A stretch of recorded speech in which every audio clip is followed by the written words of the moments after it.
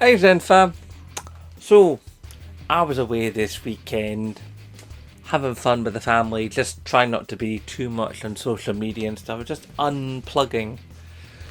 Of course, while I'm unplugged, you lot go and turn the internet upside down with Grand Theft Auto stuff, which is why I've not reported on it.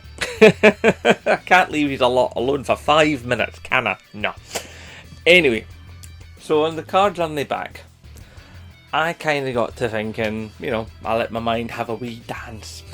And I was sort of putting different bits of technology and gaming and sort of mashing it together in my brain. And what I got to thinking about was, I started thinking about Meta. The Meta Quest, the Metaverse, and all the shenanigans there. And then also at the same time I was thinking about that, I was also considering PlayStation. With PlayStation VR 2 and of course PlayStation Home. And first I was kind of like, wow, PlayStation Home, the Metaverse, wow, they're not that different, except they are. For instance, have you ever seen screenshots from the Metaverse? Honest to God. The Nintendo Mii's from the Wii, it's not much better than that. They're really, really terrible, versions of the users that are behind them. They don't even have legs. No legs. This is ridiculous. I mean, the money that Zuckerberg has literally spaffed up against the wall in the direction of the Metaverse. It's crazy. I mean, you have to remember, they bought over Oculus so they could have, the MetaQuest, What a stupid name. Anyway, so the MetaQuest exists, so that's their foray into VR. They want to make everything VR, except it all looks horrible from what they've done. And the whole thing of the Metaverse is meant to be like, not just a meeting place, but it's also meant to be sort of a virtual commerce site, meeting, talking, doing deals, selling stuff, buying stuff. It's all meant to be all that, and it's barely managing any of that at all. It's a flop, and an expensive flop, and the shareholders are going, "Oh, Zuckerberg, what you doing, pal?" So it's a big, big mess.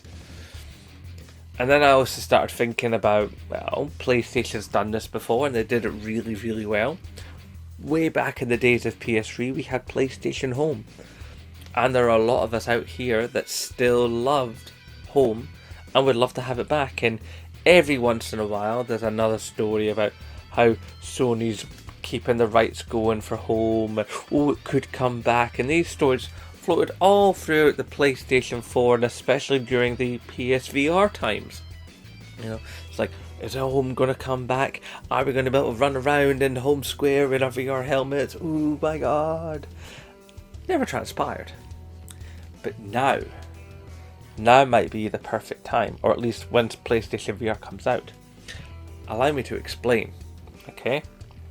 With PlayStation VR 2, not only do you have the haptic feedback in the controllers and in the head unit, it also has the ability to slightly read expressions. So you can express with your arms, you can express with your face, you can be in Home, and you can do all the things you did in Home, except now better, because the graphical intensity of virtual environments, thanks to the power of PlayStation 5, can be a zillion times better than what we had in Home.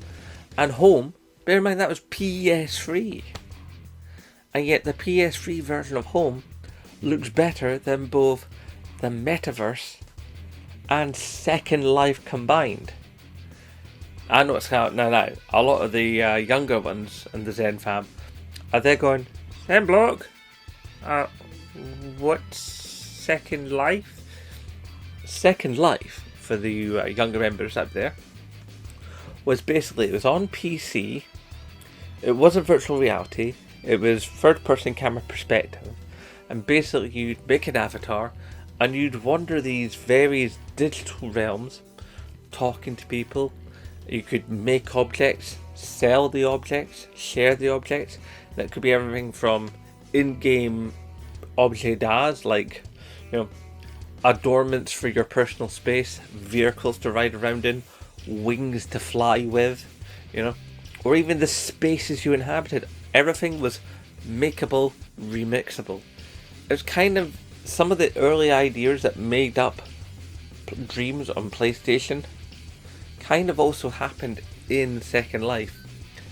It lasted for a few years, but then eventually went away, and it was pretty much the wild west of the internet part of things. That anything could happen in Second Life.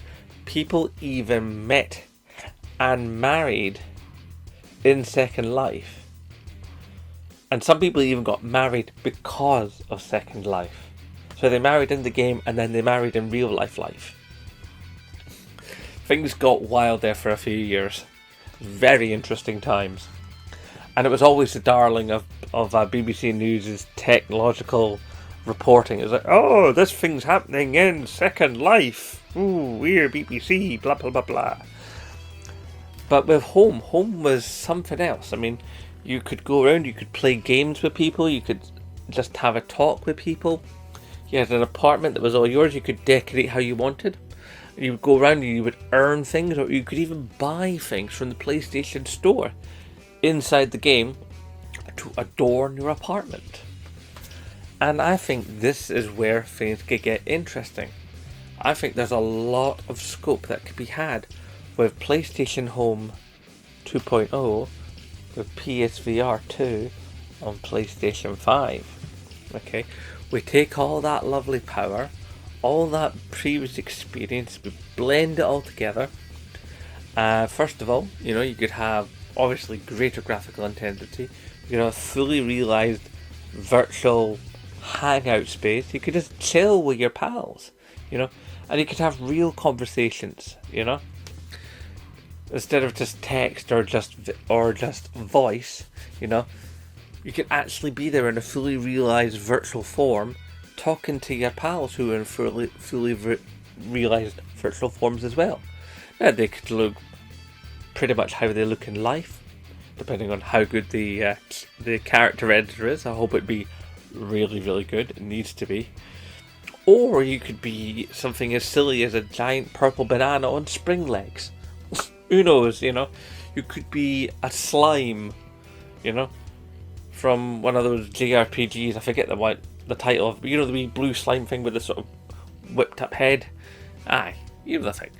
So you could be anything. You could even be, you know, like Kratos. You know, there's probably like, I can see them being like about 15 Kratoses in a line, you know, all doing the same dance. That'd be very, very PlayStation Home. Trust me, these things used to take place.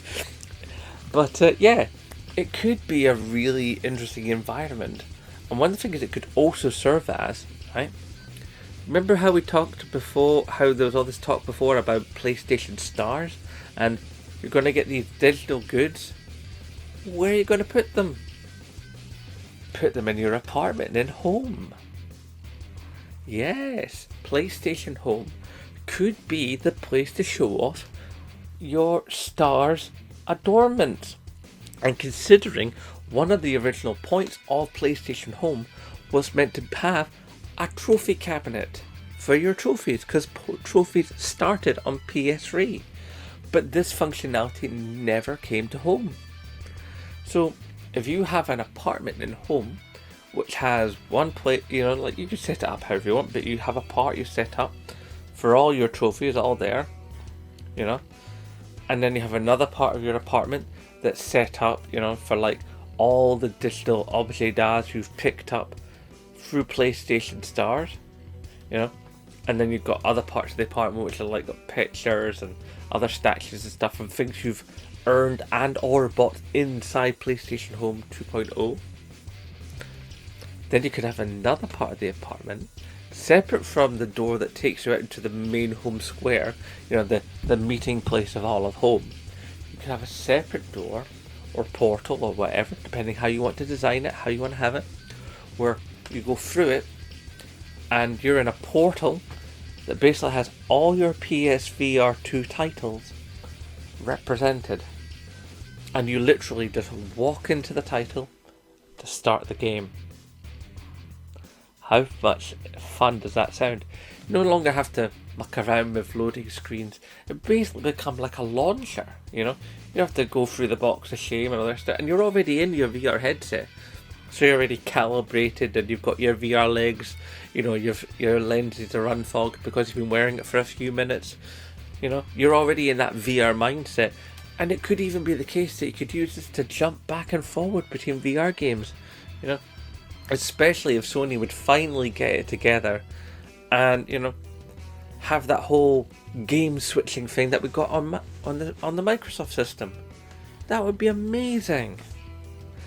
So we could have all this going on, and what would be even cooler for someone like me would be able to sit down on the couch in my apartment and get 2 or 3 people around me, other YouTubers, right, and have a podcast.